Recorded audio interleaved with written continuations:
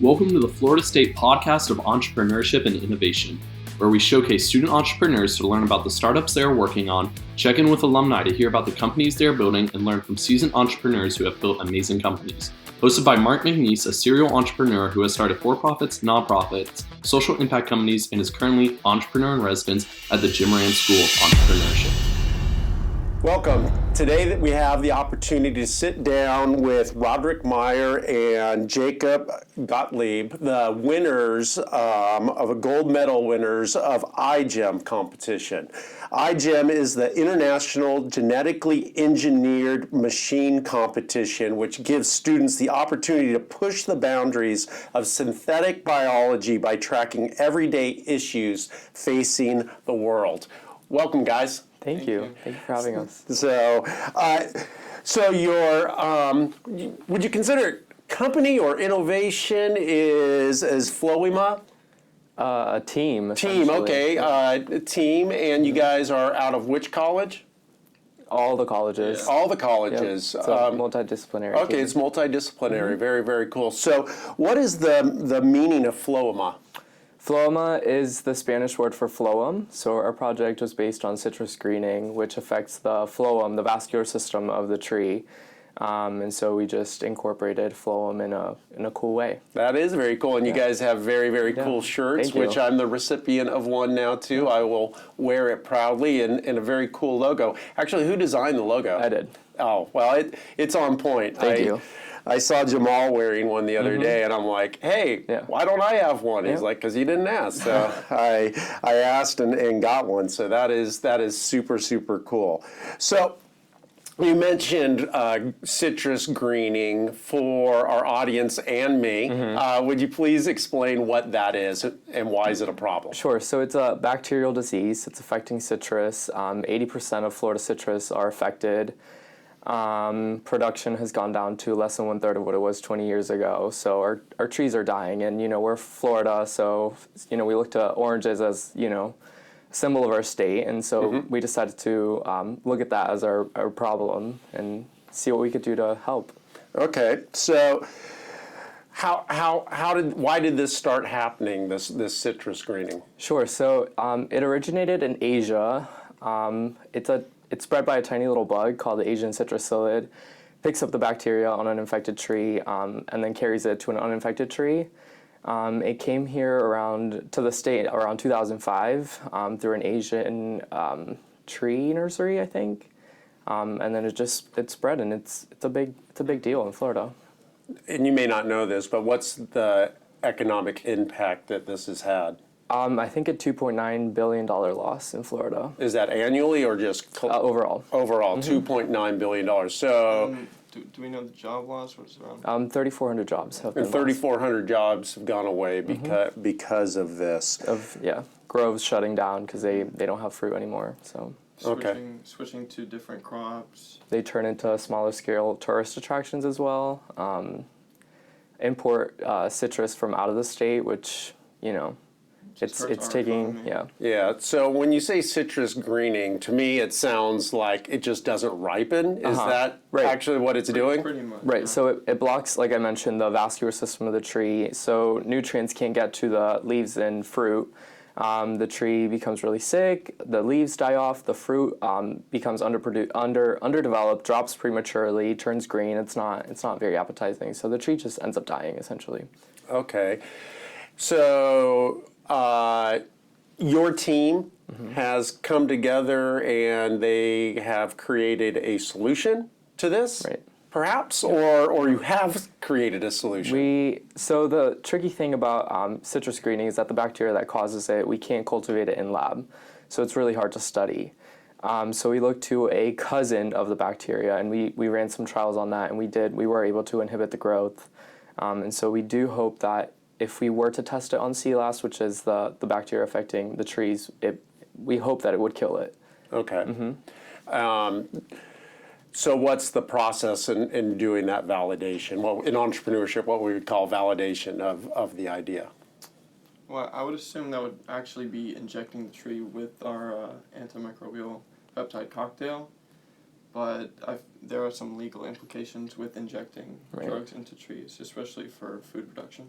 We haven't been able to get a clear answer as can we go out into the field and physically inject a tree with our medicine to see if it actually does work. And so that's what's halting our process. Okay, Yeah. very good. So I was on your website and kind of geeking out on what you guys were doing and trying to understand it. And you had a very cool infographic, I would call it. Thank you.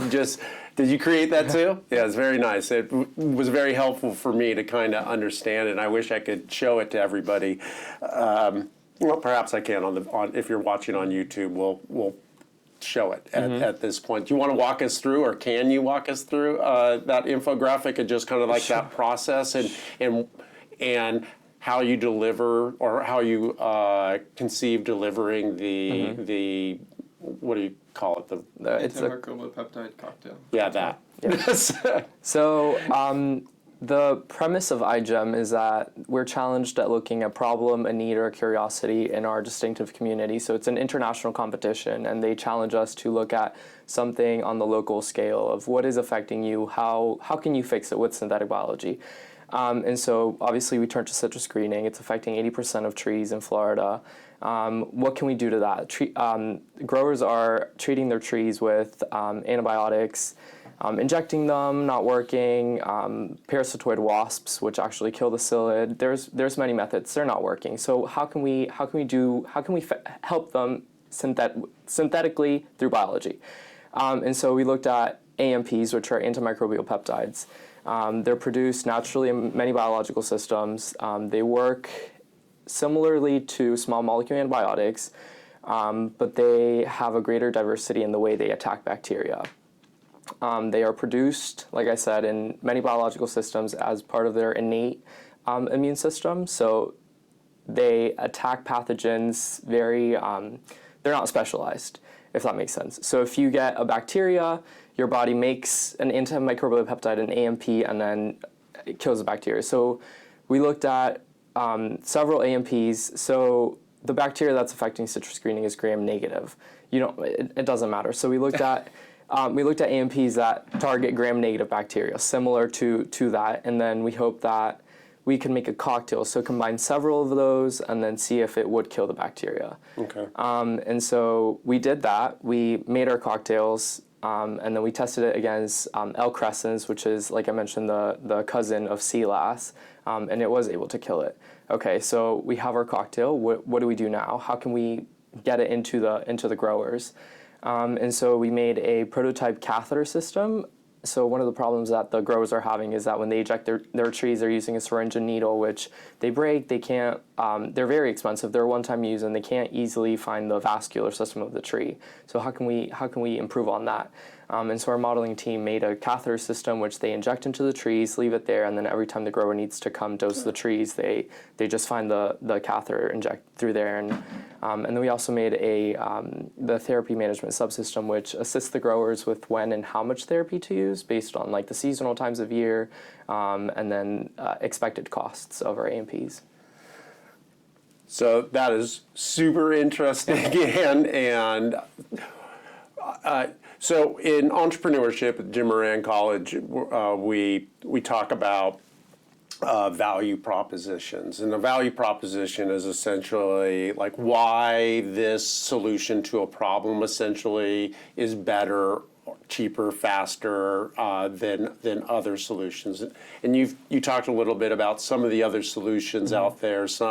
They seem like there was like some bugs that they have out there using. There's been some drugs and the injection process, which it's one-time use and breaking the needles and everything. So what would you say is the most important differentiator of what you've created and why it's better than everything else out there? I would say it's the cocktails we created.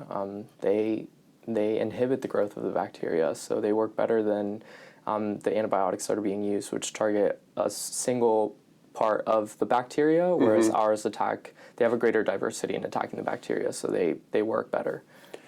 They also inhibit the growth of bacteria specifically, and when we went to Collier Farms, they showed us our acreage, and they told us 80% of their trees were infected, and so they really wanted something to just kill the bacteria, not just diagnose it or tell us this one is infected, that one's infected. They needed just a method to kill them. Right. So it's better than using a wasp to kill the psyllid, which will only just hopefully stop the spread of it, or use nutrient sprays to keep the tree healthy, but ultimately you're just playing into the hand of the bacteria. Okay. One of the science aspects of our project was we went to them and we talked to them, hey, how can we help? What can we do for you?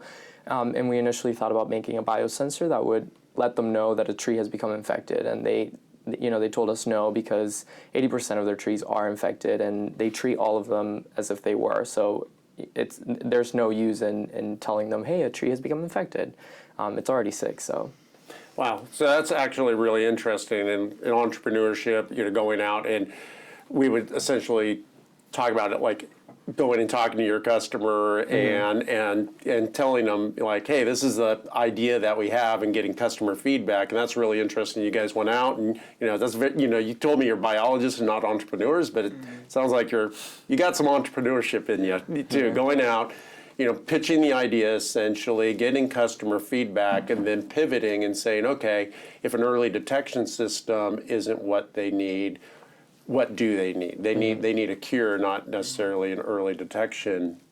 Yes, they have trees that are like 8 to 15 years old, and that's like the prime fruit producing age for trees, and they have 10,000 acres of farm.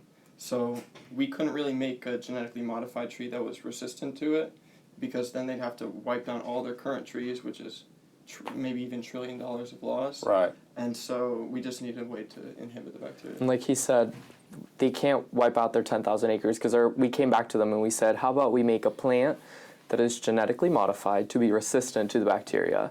And they said, well, no, because consumers, not knowing what a GMO actually is, that it can be good, they look at a GMO and say, no, that's bad. And so they were scared that they wouldn't buy their produce if it carried the GMO label. And so we went back to the drawing board. And so with your cocktail, though, I mean, isn't that GMO?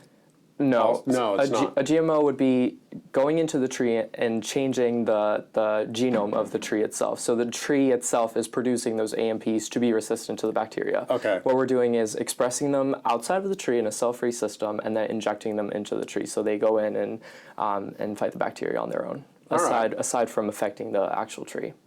So great. Well, hopefully all our audience, that was helpful. I'll take the dumb card and ask the questions. And so it sounds like you really have two IPs here, intellectual property. You have the cocktail itself, but you also have a delivery system that you guys have created.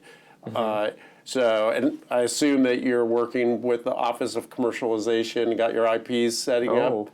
That's in the future, yeah. Okay, very good. Our PI, Cesar Rodriguez, Dr. Cesar Rodriguez, has an entrepreneurship background, so he and I, as well as Jamal, will be working on innovation.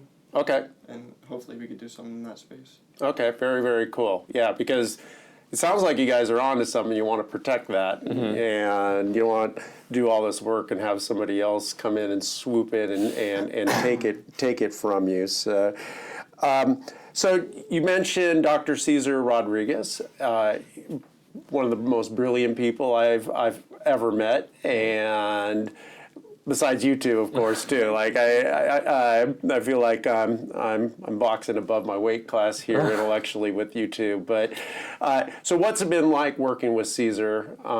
Because he bridges both worlds very, very well of entrepreneurship and biology, right? Right. He's been what I can say. He's been one of the greatest mentors I've had. He knows his stuff and he communicates it very well. Okay. Yeah, he's also very multidisciplinary in his nature. So he had a med school background, and then from there he went to a computer science degree, and then entrepreneurship, and he worked in biotech, and now he's a teaching faculty for entrepreneurship, and he's really good at bridging. He's very knowledgeable in multiple subjects. Yes, he is. He bridges the gap well for our iGEM team, because we are a multidisciplinary unit. Okay. So tell me a little bit about the iGEM competition. Where was it? Boston. In Boston, okay. Was it at Harvard, or where did they hold it? So it used to be at MIT's campus, Okay. but has totally outgrew that space, and now it's at Heinz Convention Center, and so that seats about 4,000 people, and we're reaching capacity. And so in 2021, they're actually going to move to France. So Oh, wow. they could seat around 7,000 people. Wow, that is really cool. That's really fantastic. I was actually on their website trying to prepare, just to talk with you guys, and they had a picture of everybody there. And it was like a lot of people. Do you remember how many countries were represented? I don't know, but there were about 373 teams. Okay. So. I want in the 70s number for Okay. countries. Yeah. In the picture, there was a lot of people. Yeah. I was like, wow, this is a big deal, and that you guys won the gold medal is really terrific, and really, great for the school, great for you guys. Great for the state of Florida. We're the first gold medal winners in Florida. Really? Wow, congratulations. Yeah, thank Yeah, great for the state of Florida. Congrats should also go to our team, not just us two. Right. Yeah, absolutely. And you said you have about 15 people on your team. And how many years have you guys been working on this? Since January? Oh, okay. Both So are- not years. Both our first year in iGEM. Okay, right on. Right. And how many of you went to iGEM? Just you two, or? The whole team. Oh, the whole all Minus 15. 3 people, I think. Okay. So, yeah, so 12 of us. Oh, wow. And when is it in France? Does everybody go as well? Oh, we don't know. Okay. Well, That's all. it's That's going to be a little more that's expensive. a big Yeah. ticket. That's Yeah. expensive just to go to Boston. Thank you, Skirk. I know, right? Yeah. So, what has been some of your biggest surprises working on FLOEMA? It's a little challenging working in a team. You'd like to say it's like the easiest thing ever. Oh yeah, I can work in a team. But once you actually face that problem, you're met with deadlines and you're met with criteria you need to hit. It is a little challenging bridging the gap of communications. Yeah, especially interdisciplinary as well, right? And You have to find ways of communicating your knowledge to people who don't share the same knowledge or think differently, and so putting all of our brains that's a very together. generous way to say that. No, we're all very smart. We just think differently, and so Yeah. it's we have to find ways of agreeing on certain things. Okay. So what are some of the other skill sets that the team brings in? Like, you guys are the biologists. We have plenty of biology. Okay. We need more other students. Yeah. We Like? had computer science, Jamal entrepreneurship. One of our actual biologists is also a criminology major. And then we have like engineers. Oh, students engineers. who work on the model. Chemical and Okay. mechanical engineers, and I think that's it. Oh, that's a big process. So what's been, besides, trying to manage such a big team, what's been some of the biggest challenges that you guys have faced just in this innovation and growing this and developing it? I would think just getting our parts to work, really. Your parts to work? Yeah, so we make genetic parts. Okay. So how DNA works, like you have your DNA in your body, and that codes for RNA, which is basically a copy of the DNA, and then that becomes a protein, like due to that instruction set. And so we had to make a bunch of different DNA parts to make a specific protein. That protein is the peptide, the antimicrobial peptide. And so it was really just getting those to work. There are plenty of hurdles when dealing with biological systems, and we were really only we got one of our parts to work, and so I'll just focus on the positive for that. Okay. But we designed plenty of peptides, and they didn't all come to fruition. Okay.